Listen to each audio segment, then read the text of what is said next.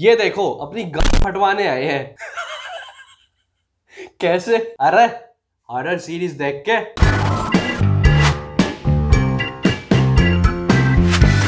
Internet पे ना आपको हजार वीडियोस और आर्टिकल्स मिल जाएंगे जिनका बड़ा बड़ा हेडलाइन होगा बेस्ट हॉरर सीरीज, लेकिन जब आप देखने बैठोगे तो आपको पता चलेगा की सीरीज। हॉरर के नाम पे हॉरिफिक चीजें है ही नहीं, लेकिन तुम फिक्र मत लो क्योंकि अपन है तो अपन तुमको बताएगा इस वीडियो में नेटफ्लिक्स की टॉप 10 बेस्ट हॉरर सीरीज, जिसे देखने के बाद तुम ये बोलोगे फट गई। तो क्या सीन है, करे बात उन शोज की।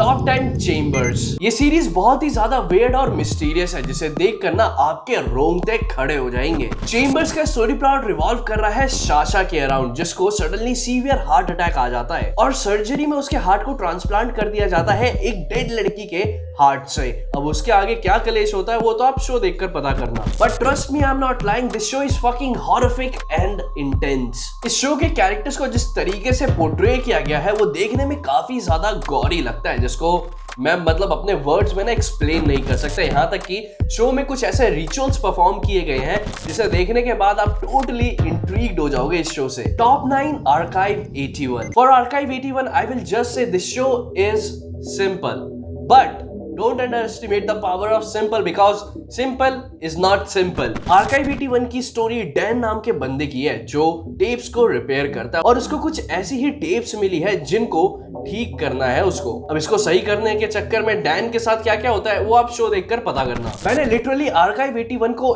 एक ही सेटिंग में खत्म किया, लाइक लिटरली बिंज वॉच किया है, क्योंकि जिस तरीके का इसमें सस्पेंस क्रिएट किया गया है ना वो मतलब इतना इंट्रीगिंग है कि हर एपिसोड के बाद आपका जो क्यूरियोसिटी लेवल है वो पीक पर जाता रहता है। येट अगेन आर्काइव 81 थोड़ा सा स्लो पेस शो है, बट आपको बता दूं कि it's literally worthy of your time because there are some uncanny things waiting for you। Top 8 Blood Ride। I have a huge soft spot for anthologies because these kind of shows literally have variety of stories to offer। Blood ride भी ऐसा ही take है, 6 episode है जिसमें हमें अलग अलग stories देखने को मिलती है और हर स्टोरी एक दूसरे से काफी ज्यादा अलग है। ब्लड राइड के एपिसोड में आपको addiction, mystery, psychological thrill, ritual and sci-fi जैसे जॉनर देखने को मिलेंगे and each and every episode of this show has intense level of horror। Top 7 Gaul।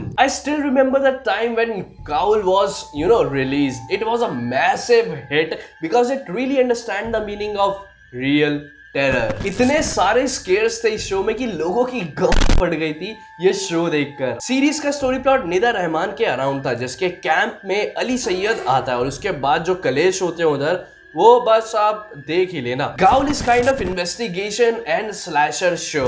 Also जो कुछ भी शो में दिखाया गया है वो डिस्टोपियन वर्ल्ड में एस्टैब्लिश्ड है। ये शो वैसे तो मिनी सीरीज है जिसमें कि 3 एपिसोड्स है सिर्फ, बट उनमें इतना कैपेसिटी है आपके दिल को दहलाने के लिए कि I think that's enough for me to say। Top 6 Ju-on Origin। I really don't know why but I like Japanese horror, क्योंकि जिस तरीके का उनका टेक होता है हॉरर जॉनर पे वो काफी इंटरेस्टिंग होता है। लाइक सीरियसली ये लोग अपने मूवीज में जिस स्ट्रेंज और मिस्टीरियस वे में डेथ से दिखाते हैं ना, बंदे की ना वही देख के गट पड़ जाए कि भाई एक्चुअली में हुआ क्या है, और उसके बाद का कलेश तो भूल ही जाओ। जुआन के स्टोरी प्लॉट की बात करें तो वो फॉलो कर रहा है तात्सुआ फैमिली को, जो कि शिफ्ट कर रहा है ऐसे घर में जहां मर्डर हो रखा है। बस भाई इससे ज्यादा क्या बताऊं, ट्रेजेडी उनके गले की फांस बनने वाली है, बस हो गया। गंदा वाला कलेश के आगे। Top 5 midnight mass. इस शो का परफॉर्मेंस इतना तगड़ा है कि you will get lost in the story plot. Basically midnight mass is about a isolated island जहां फादर पॉल एक प्रीस्ट है जो बिल्कुल भी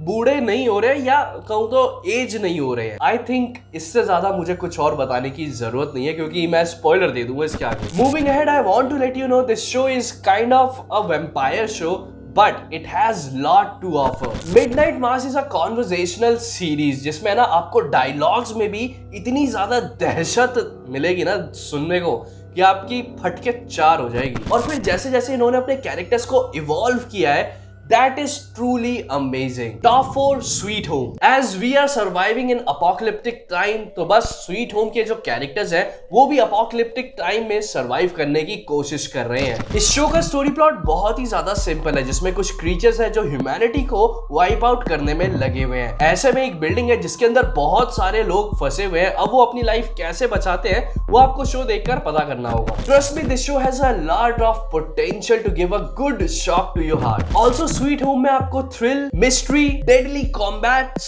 और सस्पेंस देखने को मिलेगा। आई विल सजेस्ट कि आप ना ये शो अकेले बैठ के देखो without any disturbance, because this show requires your attention. ये कहने का रीजन ये है कि इस शो का जो डायरेक्शन है वो विजुअली बहुत ही ज्यादा इंप्रेसिव है और कुछ ऐसे थ्रिल्स हैं जो अगर आप मिस कर दोगे ना तो आपका मजा किरकिरा हो जाएगा। Top 3 brand new cherry flavour. I love Rosa Salazar for experimenting so many roles, and the best part is that she is brilliant in every single genre. Talking about story plot of brand new cherry flavor, तो ये follow कर रहा है एक aspiring director लीसा नोवा को, जो कि L shift हो गई है ताकि वो अपनी फर्स्ट हॉरर फिल्म शूट कर सके। लेकिन you have a few clues about her present, but what about the past? बस यही तो डिस्कवर करना है। This show is really scary and the way it is directed, वो तो और भी ज्यादा देखने में ना एरी लगता है, which I love. Brand new cherry flavour के हर एपिसोड में कुछ ऐसे रिचुअल्स भी हैं जिसे देखने के बाद आप कंप्लीटली यही बोलने वाले हो, What the fuck?